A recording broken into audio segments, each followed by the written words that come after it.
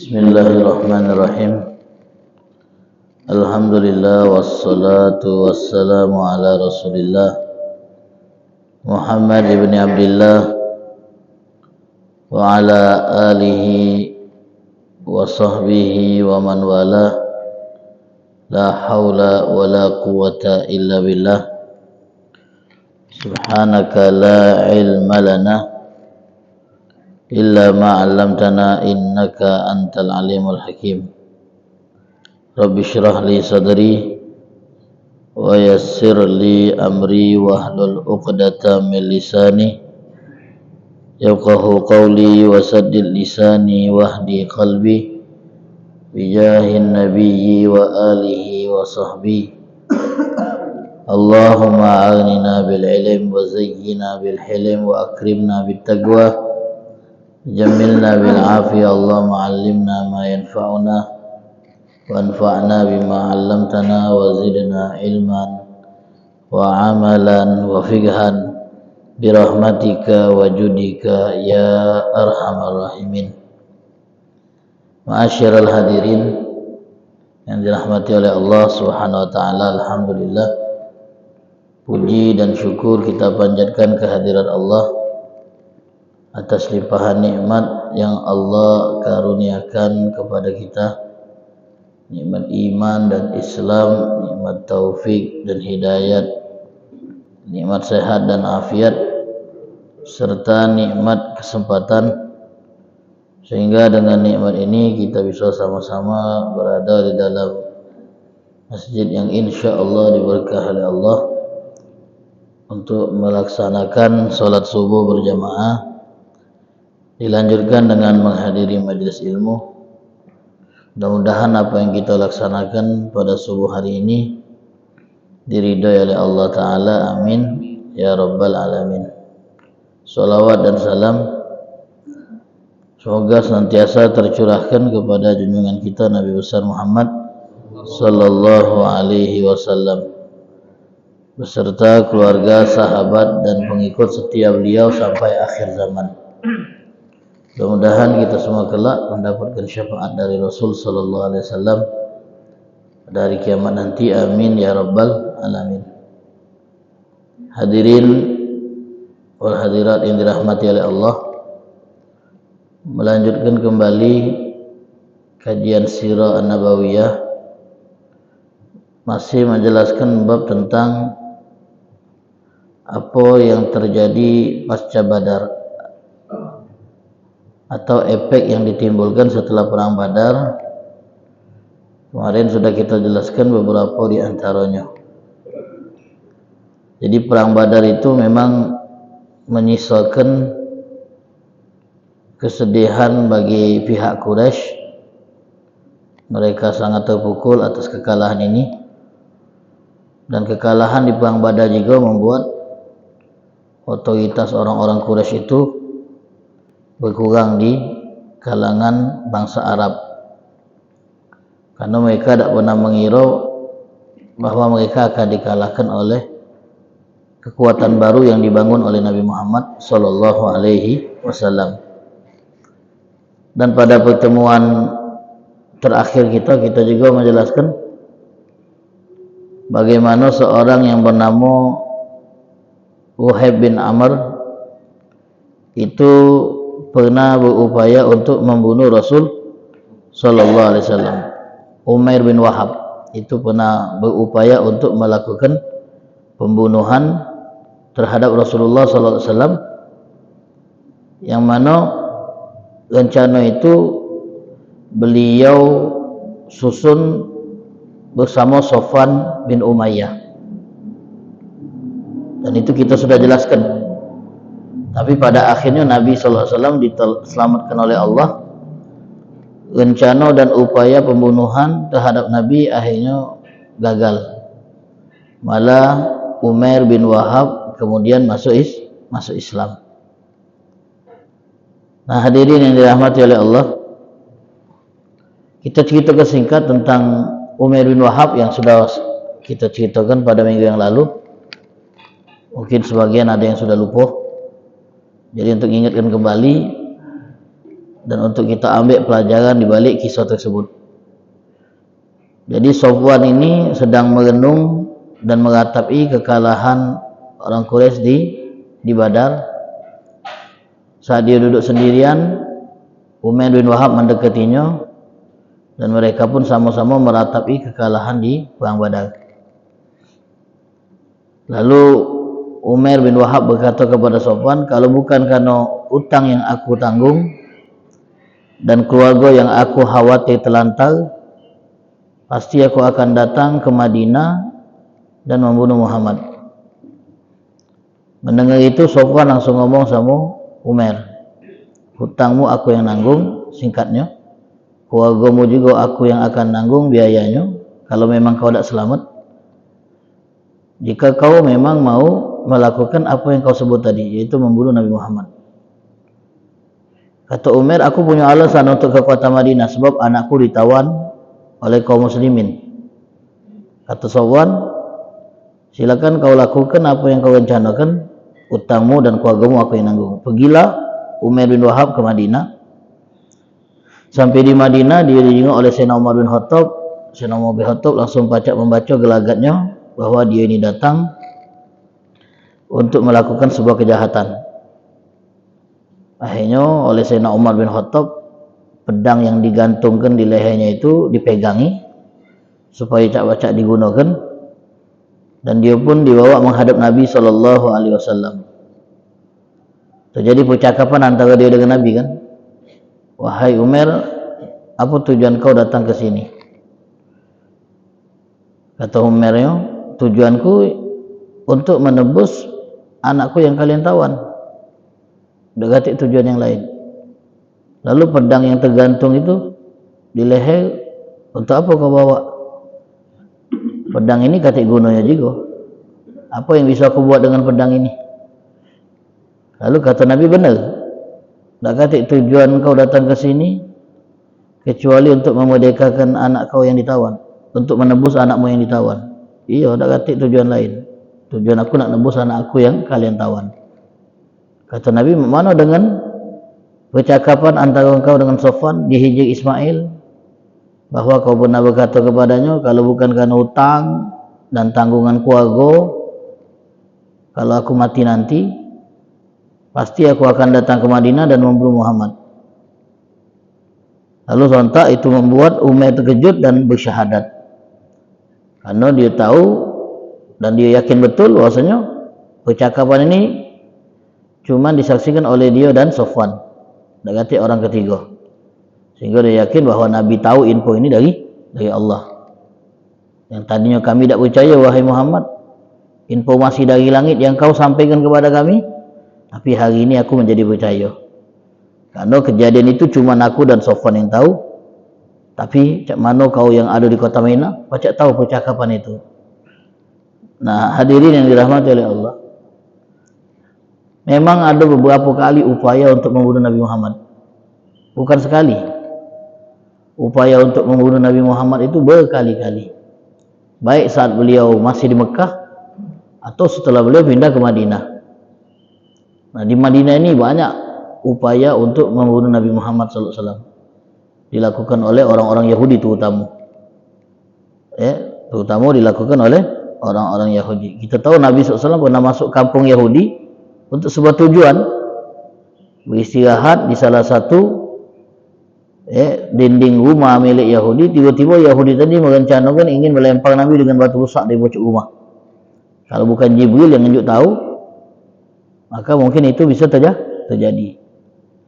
Allah Ta'ala melindungi Nabi Muhammad SAW dari beberapa kali upaya pembunuhan.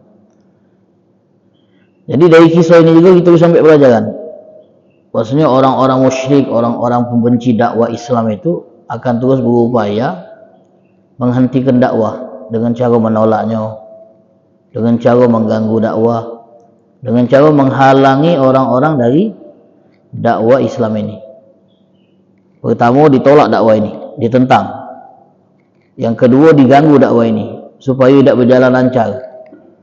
Yang ketiga, orang-orang yang jadi objek dakwah ini disingkirkan supaya tidak dengar dakwah.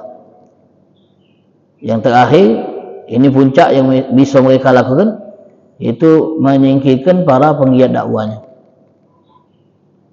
Pertama yang mereka lakukan, tolak, kami tak ni mau dakwah ini, dakwah Islam maksudnya ni, ya, dakwah Islam ditolak. Kemudian diganggu para pendakwah tadi, diteror supaya takut berdakwah. Yang ketiga, para objek dakwah ini yang dijauhkan supaya tidak mendengar dakwah. Dan itu dilakukan oleh semua musuh-musuh dakwah Islam. Kemudian kalau semua cara ini gagal, mereka ini sudah ditolak dakwanya, masih tetap nak dakwah. Sudah diganggu, diteror, masih tetap nak dakwah. Bahkan sudah dijauhkan wong-wong itu dari dakwah, tetap mereka datang lagi. Nah, puncaknya tak gatik cara jalan untuk menghentikan dakwah ini kecuali penggiatnya disingkirkan, dibunuh. Nah, itu yang mereka lakukan pada Nabi Muhammad sallallahu alaihi wasallam. Segala cara dakwah Nabi ditolak, tetap Nabi sallallahu alaihi wasallam. Kemudian Nabi diganggu dalam berdakwah. Kemudian orang-orang yang jadi objek dakwah disingkirkan supaya tidak dengar dakwah Nabi. Sudah kalau. Akhir puncaknya mereka ingin membunuh Nabi sallallahu alaihi wasallam. Nah, seperti inilah apa yang akan dialami oleh para pendakwah Islam. Pasti mengalami penolakan, gangguan, dan akhirnya upaya pembunuhan dari orang-orang yang tidak menginginkan dakwah Islam ini berkembang. Dan mereka biasanya akan membuat rencana mana supaya bisa menyingkirkan para pendakwah. Dan kadang-kadang mereka menggunakan jasa orang-orang fakir. Orang-orang fakir yang memang pelaku kriminal. Jadi kita ini preman lah.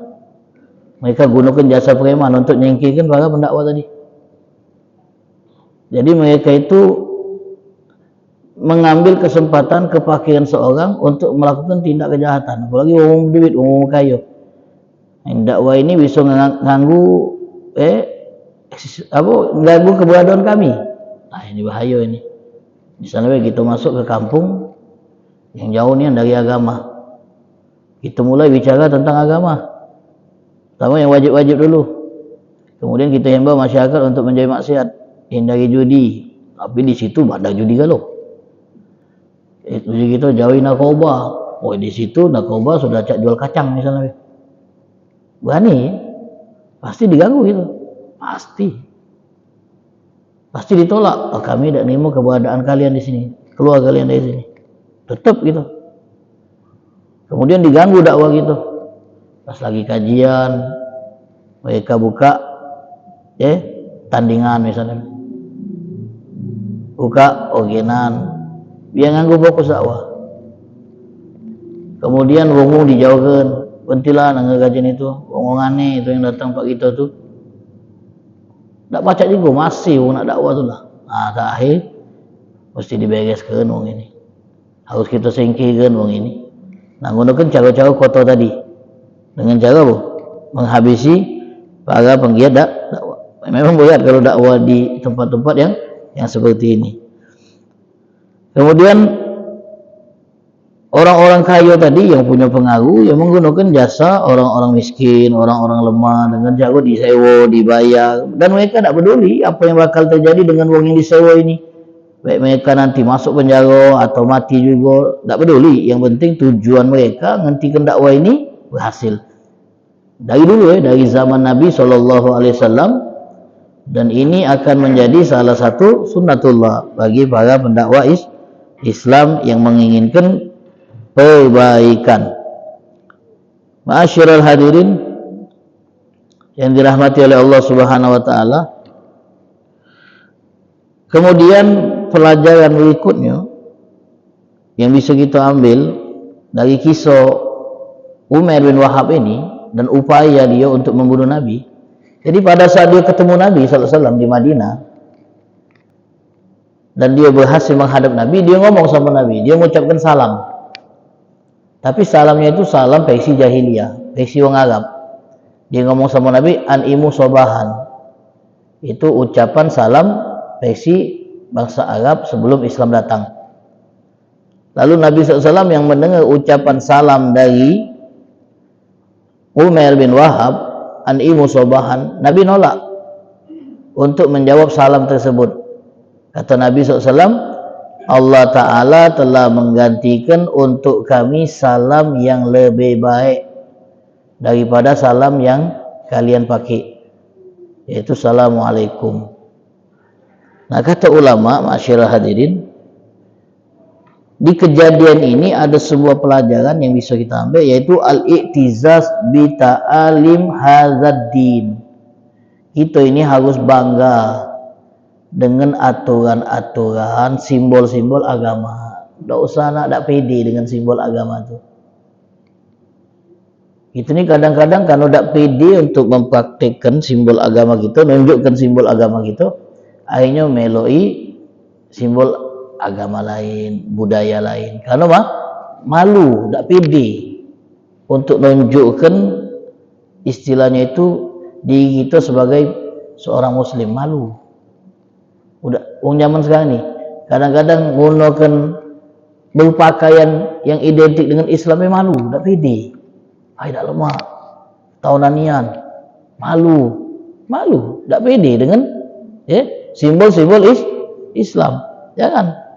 Nabi SAW mengajarkan kita untuk pede dengan simbol-simbol Islam.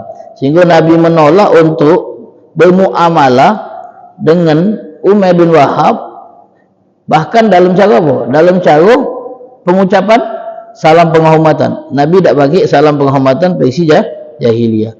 Bahkan beliau tak jawab ucapan salam versi jahiliyah yang diucapkan oleh Umair bin Wahab.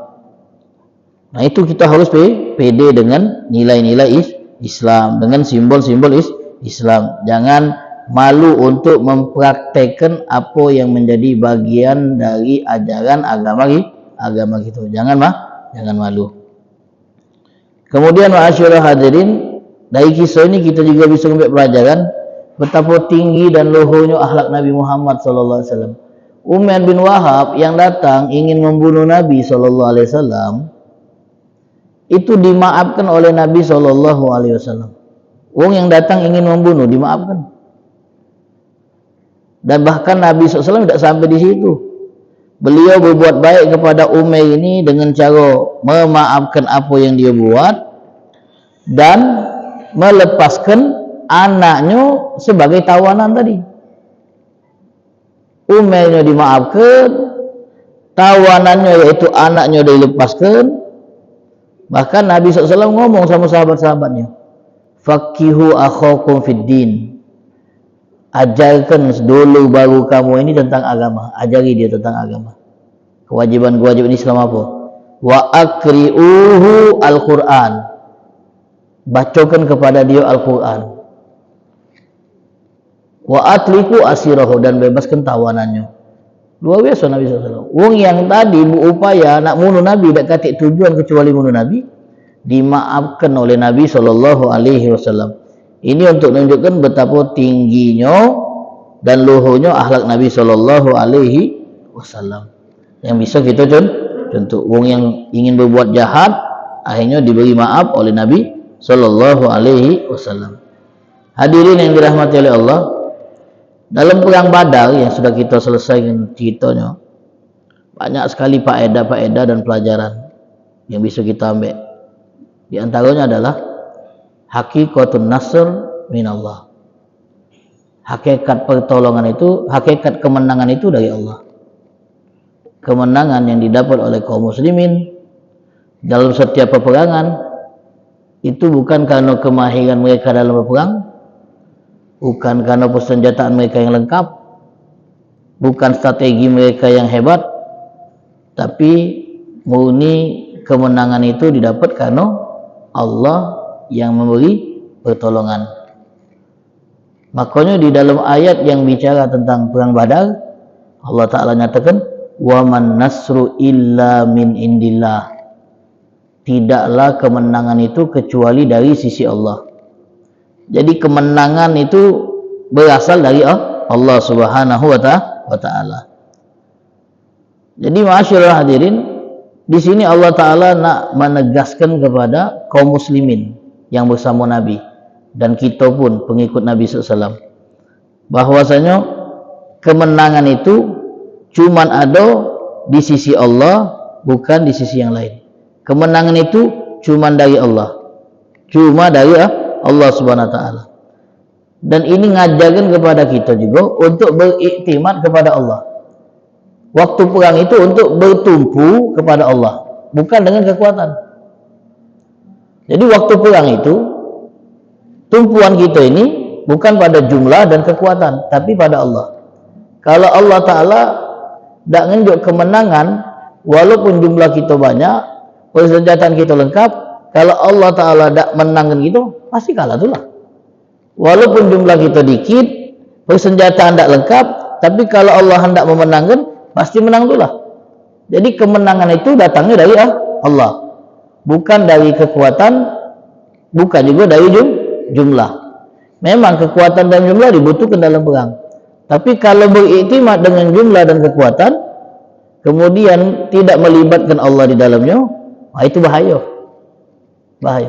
Jadi Allah Ta'ala dalam ayat yang tadi kita baca, wa man nasru illa min indillah al-azizil hakim, negaskan kepada kita bahwasanya proses kemenangan yang didapat oleh kaum muslimin itu adalah peran Allah.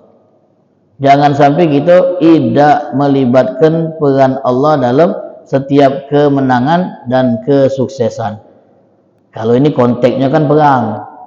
Dalam konteks yang lain juga, setiap kita mencapai kesuksesan dalam urusan apapun dunia terlebih, jangan pernah kita menafikan keterlibatan Allah dengan kita menyatakan, oh semua ini karena kerja keras aku, oh semua ini karena aku yang memang pantang menyerah, oh semua ini karena memang usaha aku yang hebat. Tidak, oh ini karena kepintaran aku, oh ini karena kejeniusan aku maco pasar dan sebagainya. Tidak, Allah yang menolong kita, Allah yang membantu kita untuk kita bisa sukses.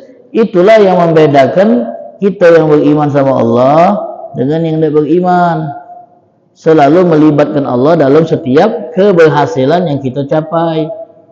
Selalu kita melibatkan Allah dalam semua pencapaian kita.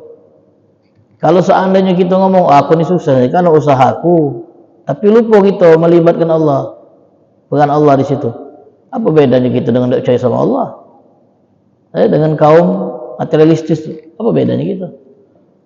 Nah itulah yang membedakan, itulah yang nak dididik Allah SWT dalam ayat-ayat yang tadi kita baca. Jadi mereka yang di perang Badar itu pacak menang, itu karena Allah yang nolong, karena Allah Ta'ala yang menolong.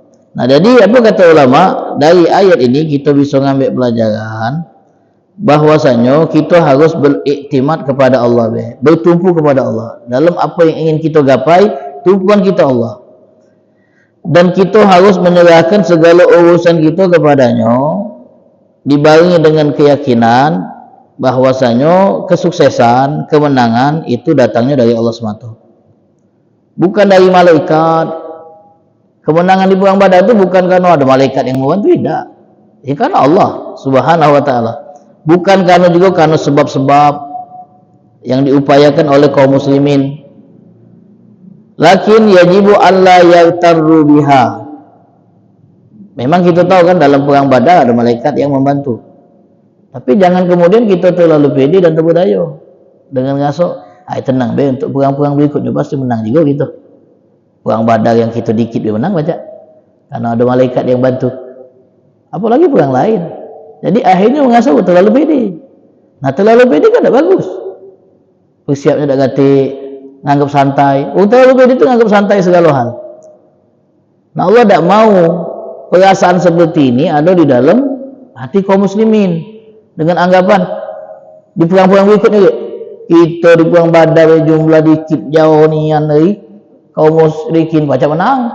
Apalagi kalau jumlah kita besar, persenjataan kita lengkap, pasti menang. Itu tidak boleh memastikan sesuatu tuh. Pasti menang. Makanya masyarakat hadirin, dalam perang Hunain itu pernah kita sampaikan, dalam perang Hunain itu perang terbanyak yang dibawa oleh Nabi pasukannya. Sampai-sampai saking mereka nyengok pasukan yang banyak yang dibawa, mereka berkata, hari ini kita tidak bakal kalah karena jumlah. Pede ni ada. Hari ini kita tak bakal kalah karena jumlah kita yang besar ini. Pasukan yang kita bawa hari ini banyak. Tak bakal kalah kita. Terlalu pede, tak boleh. Makanya akhirnya Allah Ta'ala tunjukkan bahwasanya jumlah banyak pun tak baca apa-apa kalau ada Allah tolong. Buca bacing. Awalnya buca bacing. Itu untuk menunjukkan bahwasanya kita harus tetap beriktimat kepada Allah Subhanahu wa Ta'ala. Jadi demikian, Allah tak mau mendidik kaum muslimin itu terperdaya dengan apa yang mereka raih, sehingga mereka akan beranggapan di perang-perang selanjutnya kita pasti menang karena ada bantuan bala tentara berupa malaikat. Jadi kita tak harus mengupayakannya dengan terlalu keras karena pasti menang itulah. Itu na'udzubillah.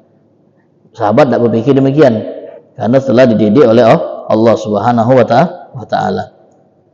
Ma'asyiral hadirin yang dirahmati oleh Allah Subhanahu wa Ta'ala, di antara pelajaran yang bisa kita ambil juga dari perang Badar ini banyak sekali. Dalam perang Badar Allah Ta'ala menunjukkan beberapa mukjizat Nabi Muhammad sallallahu alaihi wasallam. Mukjizat Nabi Muhammad terjenguk ni di perang Badar ini. Di antara beberapa mukjizat yang Allah tunjukkan melalui Nabi Muhammad sallallahu alaihi wasallam adalah informasi yang Nabi sampaikan tentang hal-hal yang gaib yang belum terjadi kan. Itu sudah sampaikan benar kan? Ada banyak hal-hal gaib yang belum terjadi yang Nabi kabarkan kepada sahabat. Dan itu terjadi. Namun ketahui ma'asyiral hadirin, pengetahuan tentang hal gaib itu cuma Allah yang tahu. Cuma Allah. Hanya Allah yang bisa mengetahui hal-hal gaib.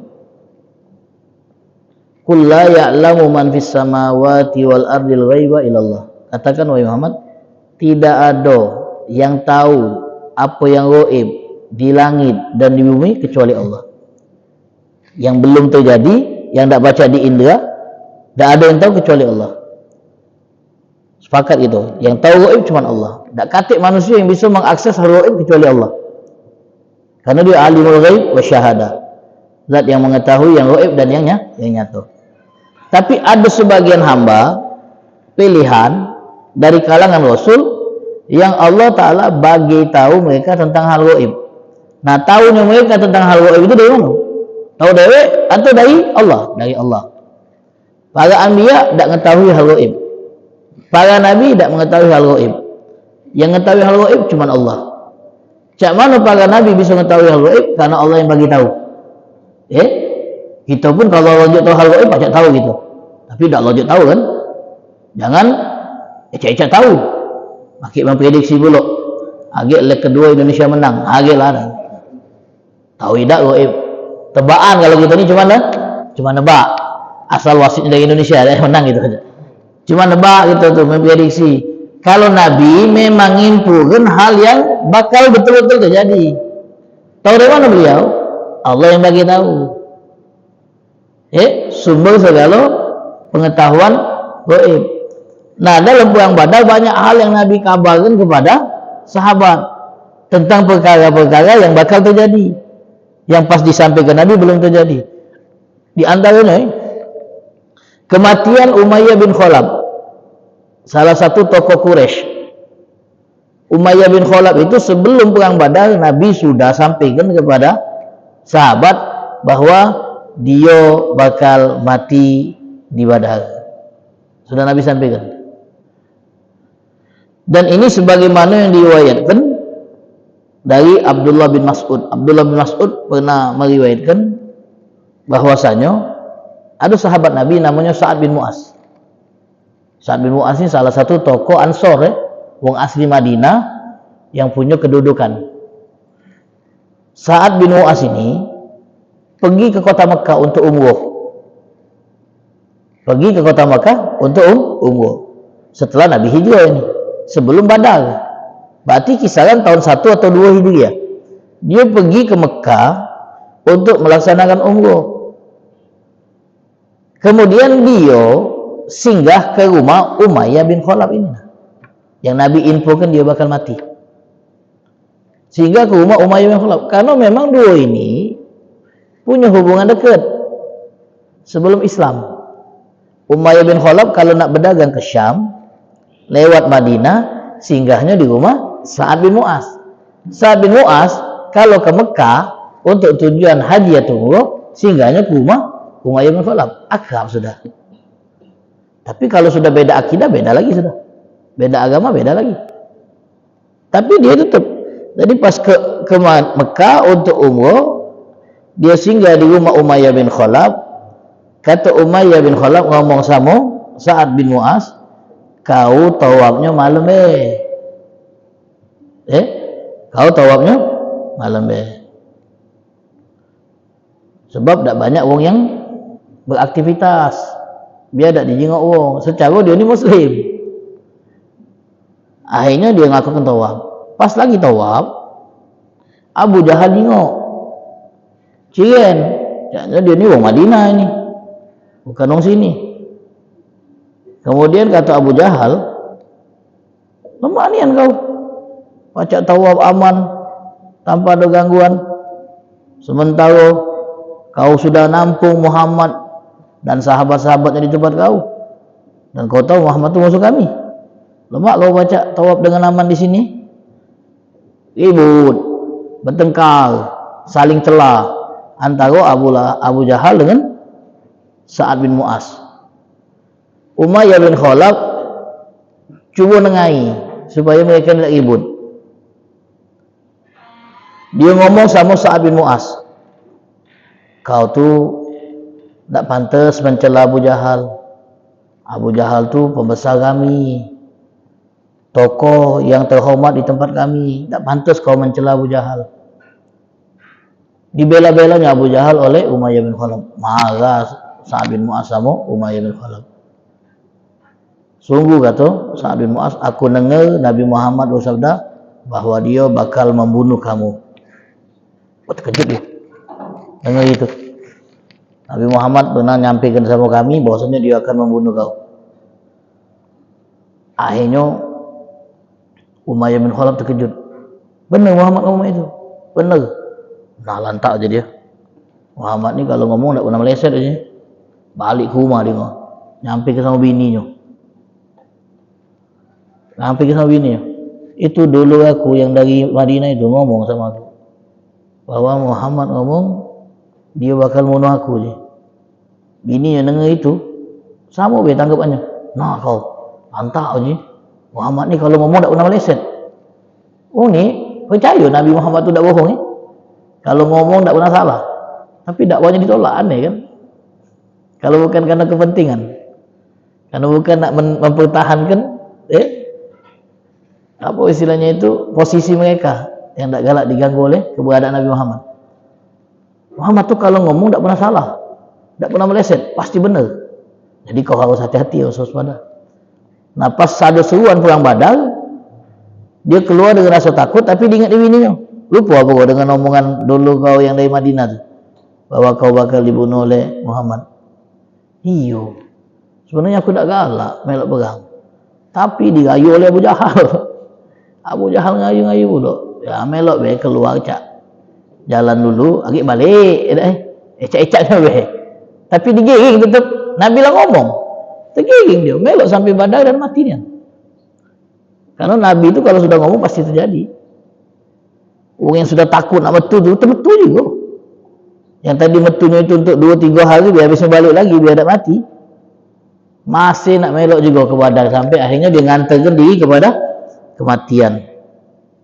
Itu kabar Nabi SAW tentang hal-hal yang gaib. Dan mukjizat Nabi juga masyarakat ini di perang Badar, di antaranya ada sahabat beliau namanya Ukasha bin Mihsan, bawa pedang, patah pedangnya pas perang. Mungkin pedang second ini bawanya deh. Oleh Nabi SAW diinjak lanting sih kok, digoyang-goyang kan, jadi pedang.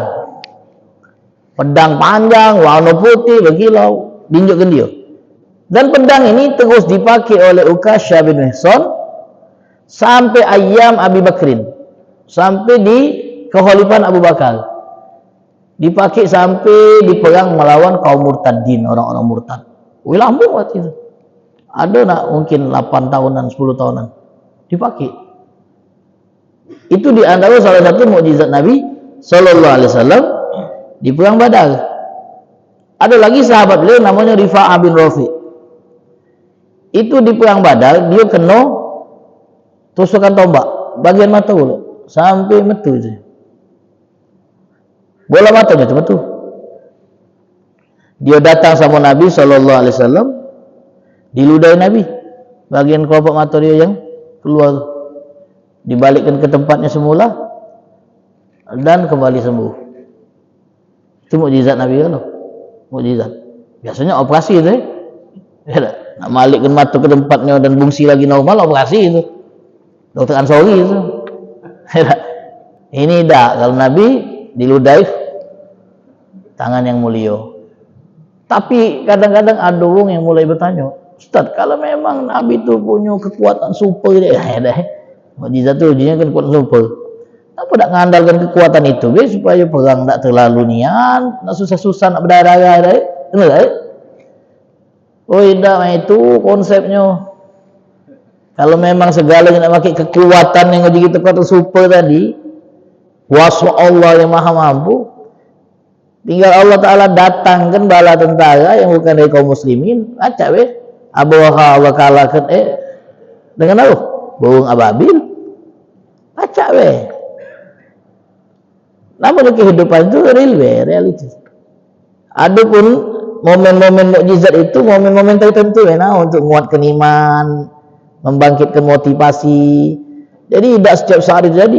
Kita tahu perang Badar itu kan kekurangan senjata Nabi itu kan. Yang bawa pedang itu tidak seluruhnya. 313 itu tidak seluruhnya bawa pedang. Tapi ada orang yang pedangnya patah diubah Nabi ranting jadi pedang. Kenapa tidak galau-galau ranting itu jadi pedang kalau? Tidak cak itu. Tidak cak itu. Momen be. Untuk nambah keyakinan juga kepada sahabat ini tadi yang nyingok momen itu tadi. Dan sahabat itu hebat. Cara berpikirnya tidak seperti kita mungkin. Kalau Nabi memang pacak itu, ngapa tidak ubah jadi pedang kalau tidak? Kalau banyak pedang tajam-tajam kalau sekali sembelih mati tidak. Nah itu hebatnya mereka. Tidak jadikan momen-momen itu sebagai alasan untuk apa kita berjuang kesel-kesel. Kalau memang pacak dia. Nabi berdarah Pak, Nabi berdarah. Di perang Uhud itu berdarah-darah Nabi. Dan Nabi SAW tidak kemudian bunuh. Baik semula. Tidak. Padahal mampu dah Nabi. Baca kan? Mata orang yang nampak baca balik lagi. Tidak. Jadi sekesannya, Nabi ini tabib berarti. Baca nyembuhkan. Tidak. Momen-momen tidak seluruhnya. Jadi tadi. Untuk menguatkan iman dan keyakinan bahwa Nabi itu benar utusan Allah. Sehingga Allah berikan kelebihan-kelebihan yang diberikan kepada orang lain. Walhasil demikian Itulah alasan kenapa ditunjukkan sebagian dari mukjizat Nabi Muhammad SAW. Terakhir di bab ini. Ini penutup di bab perang Badar. Ada sahabat Nabi namanya Hudzaifah bin Yaman. Beliau bercerita, alasan beliau ini tidak hadir perang Badar, Pak. Tidak hadir. Absen dia di perang Badar. Beliau bercerita, alasan kenapa dia absen perang Badar. Apa kata beliau? Ma mana ana syahada badran illa anni wa abi akbalna nuridu Rasulullah. Tidaklah yang menjadi penghalang kami untuk ikut dalam perang Badar kecuali saya dan ayah saya itu datang ke kota Madinah. Tujuannya nak datangi nemui Nabi SAW. Di tengah perjalanan kami ditangkap oleh rombongan orang kafir Quraisy yang keluar menuju Badar. Ditangkap kami. Lalu kami diinterogasi. Nak ke mana kamu ni? Nak ke Madinah. Nak ke Madinah. Namanya Muhammad. Tidak, nak ke Madinah Akhirnya kami diminta untuk buat perjanjian. Kalau memang kamu cuma nak ke Madinah, kami ambil perjanjian sama kamu untuk tidak melok-melok urusan Muhammad. Ini sudah nak konflik perang ini kan, untuk tidak melok-melok urusan Muhammad. Janji kami tidak bakal melok-melok. Mana tahu kita bakal perang. Pas sampai tengok Nabi lah siap-siap nak perang. Lah siap-siap nak perang, nak pergi ni. Huzaifah ngomong sama Nabi, ya Rasulullah, sebelum kami sampai ke sini, kami ditangkap orang kafir Quraisy. Ditanya ini dan itu, dan kami pun buat perjanjian, kesepakatan untuk tidak bergabung di barisanmu melawan mereka. Cak mana ya Rasulullah? Dapat janji itu, atau janji itu tak salah kita peloi, kami gabung dengan pasukan melok perang. Oh, ini nambah jumlah personil ini nambah kan? Personil lagi dikit. Ada tambahan ini, yang baca nambah kekuatan. Tapi terbentuk dengan perjanjian. Kami tidak akan melok-melok urusan kamu dengan Muhammad. Apa kata Nabi? Nabi SAW berkata kepada Huzaifah, nasta'inu billah, kita minta pertolongan dari Allah dan tetap dapat janji. Oh, tetap dapat janji. Hebatnya Nabi SAW. Tepat janji yang sudah disepakati, tak usah melok perang. Bantuan tetap Allah yang nunjuk. Tenang weh. Walaupun kalian tak melok andil dalam membantu, biar Allah yang membantu. Hebat ini. Padahal kan ada peluang untuk nambah jumlah pasukan. Karena terbentuk dengan kesepakatan bahwa mereka tak boleh melok-melok, Nabi nyuruh mereka untuk dapat dijanji. Dalam momen perang ini, momen perang. Hebatnya Nabi dalam menjaga apa? Kesepakatan. Pantang Nabi SAW kalau nyebakat sesuatu, kemudian beliau yang mengingkarinya. Nah inilah kata Huzaifah yang menghalangi kami dari ikut perang bersama Nabi di perang Badar. Kalau tidak, pasti melok kami. Walhasil demikian, masyarakat. Luar biasanya Nabi kita Muhammad Sallallahu Alaihi Wasallam. Satu lagi ada sahabat Nabi namanya Usaid bin Khudair. Ini sahabat luar biasa juga, tokoh Ansor. Beliau saat Nabi pulang dari Badar dengan kemenangan, ngomong sama Nabi, ya Rasulullah, tidaklah absennya aku di perang Badar, kecuali aku ngira kepergianmu itu cuma nak ngadang rombongan kafilah dagang Quraisy. Memang itu kan tujuan awal Nabi kan? Ngadang kafilah dagang Quraisy. Nabi ngawak 313 wong. Kafilah dagang itu cuma berapa wong, tak sampai 100. Jadi kata Usaid bin Khudair, cukuplah rombongan yang sudah dibawa Nabi. Kalau sekedar untuk ngadang rombongan dagang milik Quraisy, makanya aku absen. Dan aku tak ngira ya Rasulullah, kalau memang bakal terjadi perang, kalau memang aku tahu itu bakal perang, pasti melok aku. Pasti melok, tak bakal absen aku. Apa kata Nabi SAW? Sodakta, kau jujur. Jadi bukan sekedar ngomong. Kalau gitu, oh kalau ini melok tau tadi aku, ngomong baik. Tadi ajak-ajak tidur. Ini tak, Nabi tahu memang dia ngomong itu serius, dan dia absen memang karena tak nyangka bakal terjadi perang. Nabi ngomong sodakta. Ada kan orang sak waktu ngomong cak iyo, cak kejelas gitu tuh deh. Padahal ada niat tidak nak melok perjuangan itu. Wallah a'lam bissawab. Insyaallah pada pertemuan berikutnya kita akan langsung melompat ke perang Uhud, perang terbesar kedua yang terjadi di masa Rasul Sallallahu Alaihi Wasallam. Wallahu a'lam bissawab.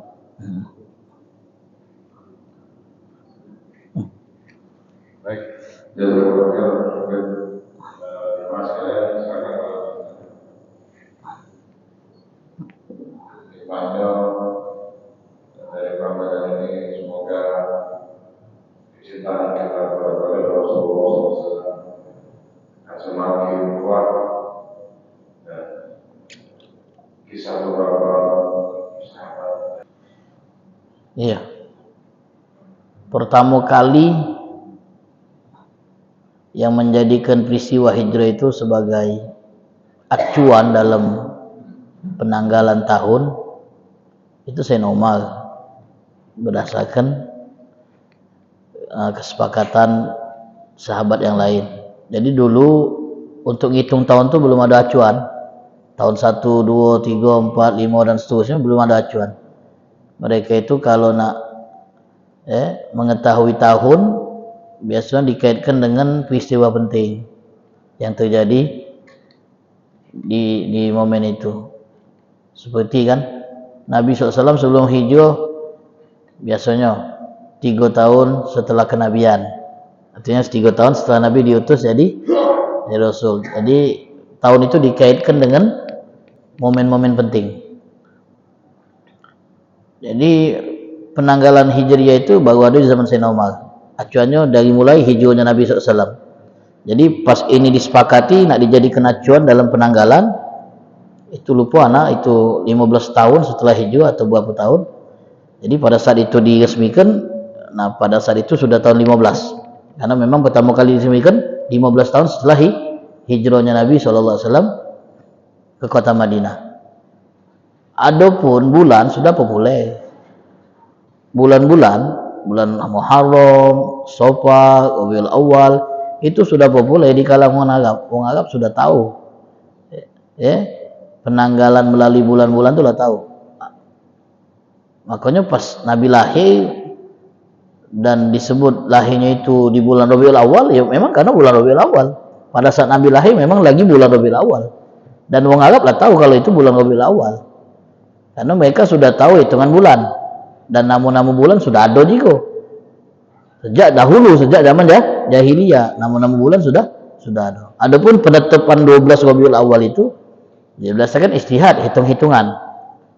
Walaupun kata ulama setelah ditahqiq, dianalisa mendalam dengan bukti-bukti dan yang lain-lainnya, mereka menemukan bahwasanya Nabi itu sebenarnya lahirnya kalau menurut hitungan ilmu falak tanggal 7 atau 8 Rabiul Awal. 8 Rabiul Awal. Pasti dia hari Senin. Jadi mereka kaji hari Senin di tahun Nabi lahir itu tepatnya tanggal berapa? Oh ternyata tepatnya tanggal 8 atau tanggal 7 kalau salah. Lupa. Bukan tanggal 12. Namun yang kita amalkan yang banyak dipakai ya tanggal 12. Tak jadi persoalan sebenarnya. Perbedaan masalah penanggalan tak jadi masalah. Tapi untuk bulan sudah diketahui.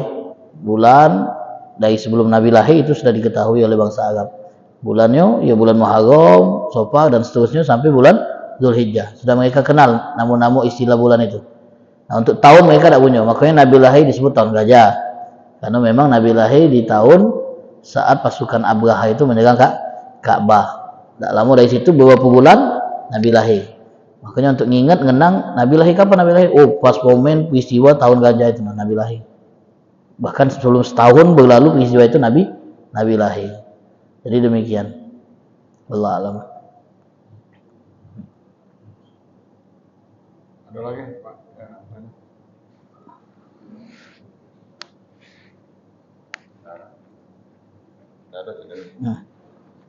Bismillahirrahmanirrahim. Alhamdulillahirabbil alamin. Shalli wa sallim ala sayyidina Muhammad wa ala sayyidina Muhammad. Allahumma hdina bi hudak waj'alna mimman yusari fi ridak wa la tuwallina waliyan siwak wa la taj'alna mimman khalafa amraka wa asar wa sunallahu ni'mal wakil. La haula wa la quwata illa billahil aliyil azim. Sallallahu ala sayyidina Muhammadin nabiyil ummi wa ala alihi wasallam. Walhamdulillahi rabbil alamin.